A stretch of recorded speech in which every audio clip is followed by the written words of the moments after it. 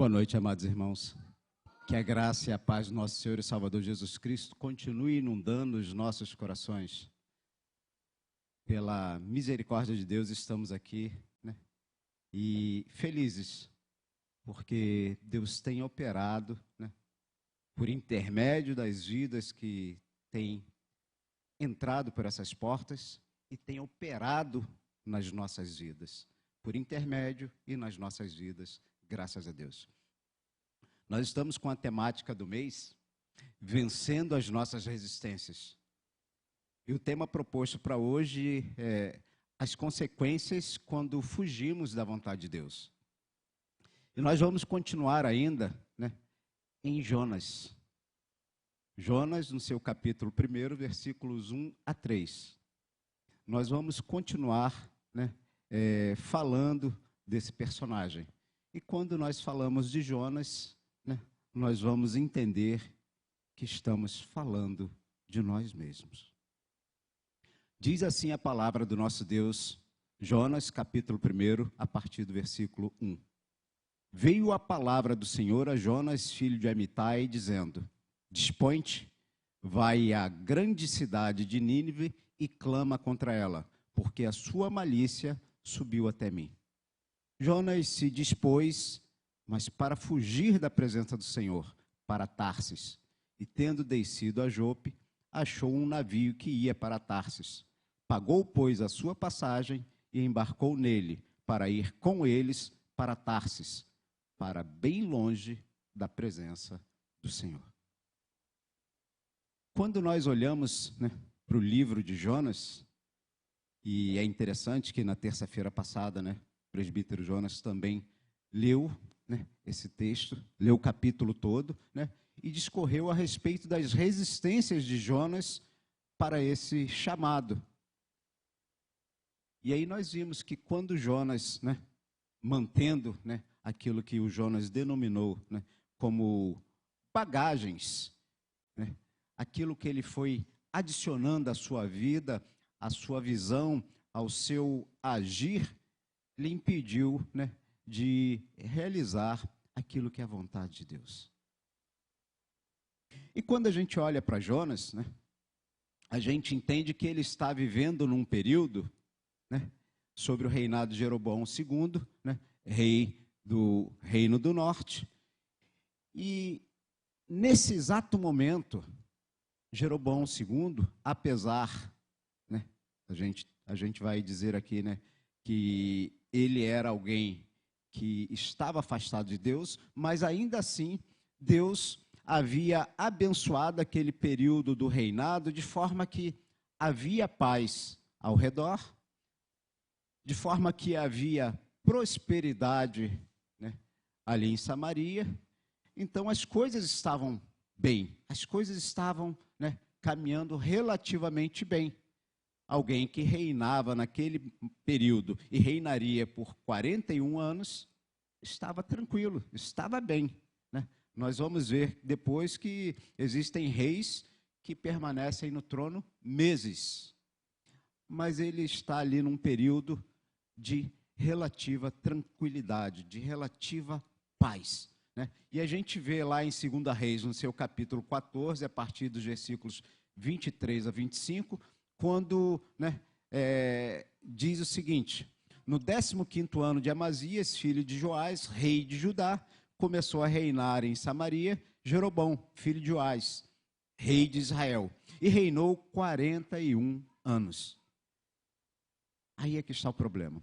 Fez o que era mal perante o Senhor, jamais se apartou de nenhum dos pecados de Jeroboão, filho de Nebate, que fez pecar a Israel. Restabeleceu ele os limites de Israel, desde a entrada de Amate até o mar da planície, segundo a palavra do Senhor, Deus de Israel, a qual falara por intermédio de seu servo Jonas, filho de Amitai, o profeta que era de Gat-Hefer. Então, mesmo nesse período, onde o rei não estava fazendo aquilo que ele deveria fazer, conduzir o povo à adoração a Deus, havia profeta, havia quem realmente era a boca de Deus. E Jonas está nesse período. Então, Deus o comissiona para sair de Samaria, deste local de relativa paz, e encaminha ele para uma tarefa extremamente difícil. Difícil porque Jonas era alguém que havia deixado as suas resistências falarem mais alto. Jonas era alguém que odiava os assírios. Por natureza, os israelitas, eles já tinham orgulho de se acharem detentores da verdade. Aqueles a quem Deus se revelou, aqueles a quem Deus comissiona para pregar a sua palavra. Então Jonas é alguém que, quando recebe uma comissão dessa, ele olha para o seu coração e fala: eu não vou lá pregar para Nínive, para os assírios. Quando a gente olha para a Síria era uma nação que despontava no cenário mundial como uma potência muito grande. E ela estava dominando todas as nações vizinhas. E como se não bastasse, os assírios eram extremamente malvados, maus. Eles, quando dominavam as nações, eles matavam, decapitavam. Amós, quando fala a respeito dos assírios, ele está entregando uma profecia exatamente contra Israel, dizendo aquela famosa passagem das vacas de Bazãs, as mulheres de Israel, aquelas que seriam conduzidas por anzóis. Eles faziam isso quando eles dominavam aquelas nações, e eles levavam, quando eles matavam, eles levavam todos os seus reféns assim, metiam anzóis no nariz. Já imaginou caminhar dessa forma? Então Jonas, certamente, o profeta, ele tinha conhecimento de toda a crueldade. Eles sabiam, conforme nos fala Naum, que aquela nação era uma nação idólatra, onde havia diversos deuses. Isso tudo era de conhecimento de Jonas. E quando Deus chama Jonas, Jonas então sabe de tudo isso e ele se fecha. É Jonas fugindo daquilo para que foi chamado. E quando nós olhamos para Jonas, nós não podemos deixar de entender. Eu creio que os irmãos já tenham lido o livro de Jonas, 4 capítulos, você lê em alguns minutos.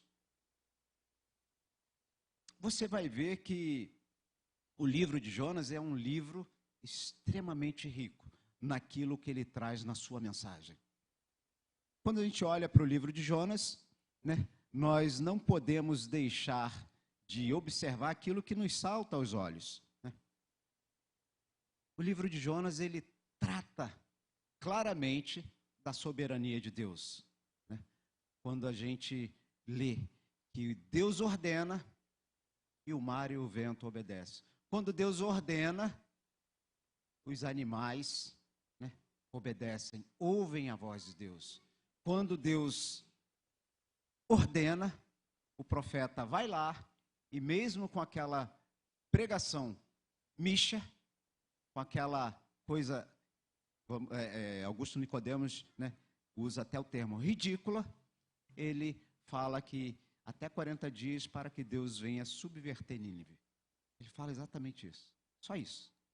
Não fala mais nada. Ele repete isso. Mas é o suficiente para Deus agir. É um livro que fala e salta aos nossos olhos aquilo que diz respeito à misericórdia de Deus. Deus usa de misericórdia quando a gente lê daqueles tripulantes que clamam e Deus ouve. Quando Jonas é jogado na água, Deus providencia um grande peixe. Quando Deus, lá no seu capítulo 4, no versículo final, fala num diálogo com Jonas: eu não teria misericórdia de todas essas 120.000 pessoas que não sabem discernir entre a sua mão direita e a sua mão esquerda? E os escritores falam que era relativamente uma menção a crianças. Então estima-se que em torno de 500.000 pessoas. Jonas, eu não vou ter compaixão, não vou ter misericórdia dessas pessoas? Está aqui. A longanimidade de Deus. Quando Deus, no seu capítulo 1, versículo 2, e no 3, versículo 2, ele novamente comissiona Jonas. Jonas, vai lá e prega para Nínive. Dispõe-te, vai à grande cidade de Nínive e clama contra ela, porque a sua malícia subiu até mim. Deus já está no seu limite, mas Deus permitiu ainda que o profeta fosse lá. É um Deus longânimo. Ainda, como nós mencionamos, a compaixão, a compassividade de Deus nos salta aos olhos quando nós lemos o livro do profeta Jonas. Deus simplesmente poderia deixar a situação como estava. Mas Deus, como nós dissemos no seu capítulo 4, o último versículo, não teria eu compaixão? Deus tem compaixão, Deus ama toda a sua criação. Ser humano e animais. Quando aquela nação ouve a mensagem, o rei decreta, todos, absolutamente todos, homens e animais, vamos jejuar, vamos clamar, vamos buscar a Deus, e Deus tem misericórdia. Para Deus, tudo importa. Quando a gente lê o livro de Jonas, a gente também tem a certeza de que Deus é um Deus justo. Vai lá e clama, porque essa malícia subiu. E se permanecer assim, meu juízo será exercido. É um Deus justo, é um Deus que está atento, é um Deus que não deixa nada passar despercebido. Quando a gente olha todo o contexto do livro de Jonas, o livro está envolto, está embebido em graça, em amor,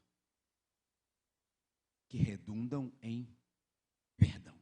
Perdão para todo aquele que verdadeiramente busca a Deus, reconhece a sua condição e busca o Senhor. Bom, como nós mencionamos, né, as consequências de quem foge da vontade de Deus é exatamente ocultar tudo isso aqui do ser de Deus. Sua soberania, sua misericórdia, sua longanimidade, sua compaixão, seu amor, sua justiça, sua misericórdia. Quando eu me calo, quando eu fujo da vontade de Deus, eu estou negando tudo isso. Bom, quando a gente olha o livro de Jonas, a gente tem que ter noção dos objetivos que saltam aos nossos olhos. Os objetivos que Deus tem para tratar aqui. Em primeiro lugar, Deus quer tratar o profeta. Deus trata a mim e trata você. Jonas é aquele primeiro profeta bíblico que recebe uma missão transcultural. Nenhum outro profeta antes dele foi comissionado para ir a outra terra, a outra nação, a ir literalmente no meio dos seus inimigos. Todos os outros profetas que profetizaram ou de Jerusalém ou de Samaria. Todos. Mas Jonas foi aquele que foi chamado para que se quebrasse a sua resistência, para que se tratasse aquela situação que embebia o seu coração com tanta ira, com tanto ódio daquele povo. Jonas foi escrito para tratar o meu e o seu coração no que diz respeito a isso. Sem preconceitos, sem olhar para a condição, sem olhar para a posição. Se for alguém carente da graça e do amor e da misericórdia de Deus, é alvo. Se for alguém que é inimigo, é alvo. Se for alguém que adore outros deuses é alvo. O livro de Jonas trata disso. E Deus tem que tratar do profeta. Você vai a essas pessoas. Quando a gente lê o livro de Jonas também, é Deus tratando a nação de Israel. Quando a gente lê todo o livro de Jonas, a gente chega à conclusão lá no seu último capítulo, que é Deus perguntando, né? Porventura, né? Você, Jonas, porventura, você, Genilson, também não tem compaixão daqueles que estão ao seu redor? E aí a gente entende que quando Jonas encerra aqui no seu capítulo 4, versículo 11, com uma indagação de Deus, é para que esse livro que foi registrado posteriormente fosse lido pela nação, pelo povo de Israel, e entendesse que Deus é Deus para além das fronteiras, que Deus é Deus para além das culturas, que Deus é Deus para além de tudo aquilo que eu posso ver, daquilo que eu posso cogitar. É para além disso. O livro de Jonas foi escrito para que a nação de Israel, ao ler esse relato, possa entender isso. O livro de Jonas foi escrito para que, quando, né, qualquer um que lesse, qualquer um de nós que lermos, possa entender que ele foi escrito primeiramente para glorificar o seu nome. A declaração de Jonas com relação àquilo que Deus e somente Deus pode fazer, está lá na sua oração no capítulo 2, versículo 9. Mas com a voz de agradecimento eu te oferecerei sacrifício. O que votei, pagarei. Ao Senhor, e somente ao Senhor, pertence a salvação. A Ele toda a glória, toda a honra, todo o louvor e toda a adoração. Somente a Deus. Não é o homem e mais alguma coisa. Não é a Cristo e mais alguma coisa. É somente a Cristo, somente a Deus, a Ele. E quando você lê lá, na oração dele, na sua segunda oração,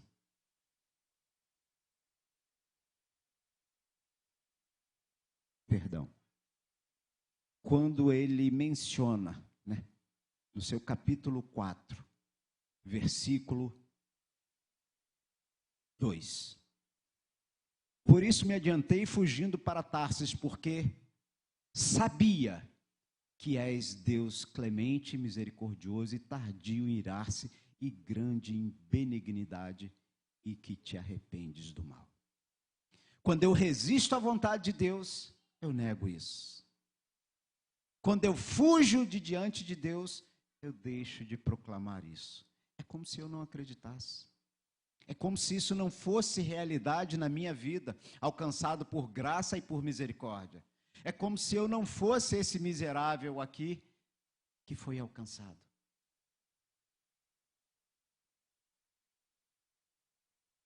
Então, esse livro tem o propósito de tratar o profeta, de tratar a mim e a você, de tratar a nação, de tratar a igreja, de glorificar somente a Deus.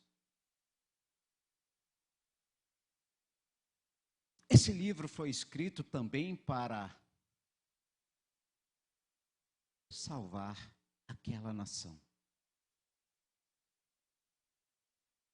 É um dos objetivos deste livro, desta história narrada. Para Deus, como nós dissemos, tudo e todos importam. Tudo aquilo que Deus fez é perfeito, é bom. Tudo para o louvor da glória dele. E quando a gente lê também a história de Jonas, a gente entende que as consequências do ato dele em fugir de diante de Deus causam prejuízo sério. Veja, a comunhão dele é afetada. A sensibilidade, a ação do Espírito, da palavra de Deus é perdida. Ele já não consegue discernir e dar a devida importância obedecendo aquilo para o qual ele foi designado. Quando eu fujo da vontade de Deus, quando você foge da vontade de Deus, é isso, é resistência, é perda de sensibilidade. É aquilo que Paulo fala, entristecendo o Espírito Santo, extinguindo a ação do Espírito Santo na minha vida e na tua.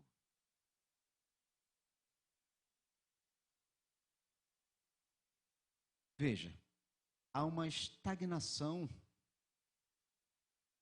na vida do profeta. Para tudo.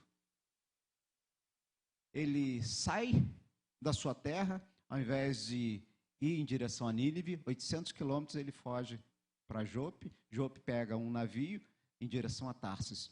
Antes, dá a entender que antes de que se afastasse de terra, Deus envia um mar revolto, aquela tempestade, aquele vendaval.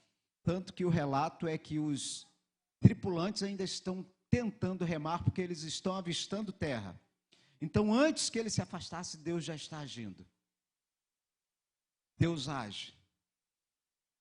Deus ouve a oração daqueles tripulantes que encarecidamente clamam a Deus e reconhecem o seu senhorio. E se convertem, e Deus ouve. Mas Jonas é lançado ao mar, passa 3 dias no ventre de um grande peixe, e depois é vomitado no mar, vomitado na praia. Olhando a narrativa, essa narração aqui, essa narrativa, da oração de Jonas no ventre do peixe, a gente entende que foi alguma coisa rápida, porque quem cai no mar não consegue, ficar muito tempo lúcido, não consegue respirar por muito tempo. E aí a gente vê que há uma oração curta de Jonas, e Deus ouve, e Deus o recolhe por intermédio desse grande peixe. Passam-se 3 dias e o peixe vomita, expele Jonas de forma milagrosa. Jonas entende que não há para onde fugir da presença do nosso Deus. Salmo 139 vai falar disso. Para onde fugirei da sua presença? Se eu subir, se eu descer, se eu for para o escuro, o Senhor lá está. Mas quando a gente foge da vontade de Deus, parece que há uma amnésia, a gente esquece, parece que rasga isso da Bíblia. Não, eu vou fugir, Deus não sabe, Deus não vai me ver, Deus não vai. É o pecado. É o distanciamento de Deus que nos cega, que nos tira, tudo aquilo que baliza as nossas vidas. Quando eu fujo da vontade de Deus como Jonas, eu deixo de frutificar. Olha, Jonas, se tivesse ido direto, ele teria executado aquilo para o que Deus lhe determinou de forma mais célere, de forma que os frutos seriam colhidos. Mas resistente, ele ainda indaga, ele ainda, vou utilizar um termo, ele como que, mas é diante de Deus, ele não bate boca com Deus, mas ele retruca com Deus e acha que Deus não deveria alcançar aquela nação. É aquilo que o profeta, que o salmista vai falar, embrutecer o coração. O coração se torna duro. Se Jonas ouvisse, se Jonas atendesse, se Jonas partisse célere, ele frutificaria e se alegraria com aquilo para o qual ele foi chamado. Eu já disse, quando nós resistimos à palavra de Deus, a dimensão do ser de Deus nos nossos corações, nas nossas mentes, ela é perdida, ela é diminuída, ela é maculada. Como nós falamos, tudo aquilo que Jonas, né, descreve aqui nesses 4 capítulos a respeito do ser de Deus, é negado, é diminuído. E aí vale ressaltar que, mesmo Jonas, mesmo eu e você, tendo todo o conhecimento, Jonas tinha um conhecimento político, Jonas tinha um conhecimento religioso, porque ele era aquele que na sua oração sentiu falta, quando estava para falecer, de que não iria mais no templo adorar a Deus. Jonas tinha conhecimento geopolítico, Jonas tinha conhecimento religioso, Jonas tinha um conhecimento teológico grande. Mas tudo isso, quando nós fugimos, quando nós resistimos, quando nós desobedecemos a Deus, não nos garante vitória, não nos garante, como eu posso dizer, que seremos prósperos naquilo para o qual nos lançamos. Não nos garante que seremos felizes, bem-aventurados. Só conhecimento, só teologia, aquilo que o nosso irmão presbítero Lenilson pregou no domingo. Não adianta se não obedecer, se não ouvir a palavra de Deus. Garantia de êxito, garantia de bem-aventurança é obediência, é guardar a palavra de Deus. Quando nós lemos Jonas, o profeta, nós também vamos inferir dessa história que, apesar daquilo que Jonas apresenta, ele apresenta resistência, ele retruca com Deus, ele ora a Deus, né? Mas não expressa a sua alegria, a sua gratidão quando ver aquele povo convertido, salvo. Ele, inclusive, quando, né, no seu último capítulo, né, ele está dialogando com Deus, ele prefere a morte. 2 vezes, Jonas prefere a morte. Deus, entenda, quando a gente lê o livro de Jonas, Deus não abre mão de mim e de você. Deus não abre mão daqueles que Ele alcançou com graça e com misericórdia. Deus não abre mão daqueles que são seus. Mesmo o que não justifica, o que eu não estou dizendo que é louvável, mas mesmo que, num momento de dificuldades, eu esteja resistindo a Deus. É amor, é graça, é misericórdia. É aquilo que nós, né, diríamos, uma segunda chance para aqueles que estão nos navios, uma segunda chance para aquela nação que ouve uma mensagem curta, mas entende e é alcançado pela graça e pela misericórdia. É uma ação, uma segunda chance para Jonas quando Deus faz aquela pergunta. E aí a gente entende que quando Jonas, né, fecha o relato do seu livro dessa forma, a gente entende que Jonas foi alguém que depois de tudo isso, de toda essa experiência, foi alguém que se consertou com Deus.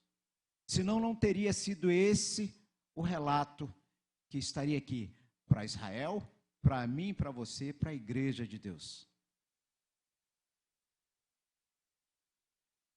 As consequências quando fugimos da vontade de Deus, elas são as mais diversas. Jonas pontuou, atinge a pessoa, atinge aos que estão ao nosso redor, deixa de glorificar ao nosso Deus. Mas o objetivo de Deus é nos tratar, é salvar todo aquele que reconhece Deus como único Senhor e Salvador, é glorificar o seu nome. E Deus, não abre mão de todo aquele que na eternidade ele predestinou para viver com Cristo. Irmãos, o livro de Jonas é riquíssimo. Nós temos pouco tempo para discorrer sobre ele, mas na medida do possível, chegue em casa, leia o livro de Jonas, entenda que esse livro está permeado daquilo que importa para mim e para você, do nosso Deus, da forma de se relacionar com Deus, que é através da oração. Jonas ora 2 vezes aqui, 3 vezes Jonas ora. Uma nação toda ora, busca a Deus. Pessoas idólatras dentro daquele navio, ora, busca a Deus. Esse é um livro riquíssimo para mim e para você. Revela quem é o nosso Deus, revela aquilo que importa, revela que o amor de Deus nos alcançará a despeito da nossa condição. Que Deus nos abençoe e nos permita, pela graça e pela misericórdia dele, estar sensível sempre ao seu chamado, à sua voz, à sua palavra. Que Deus abençoe em nome de Cristo.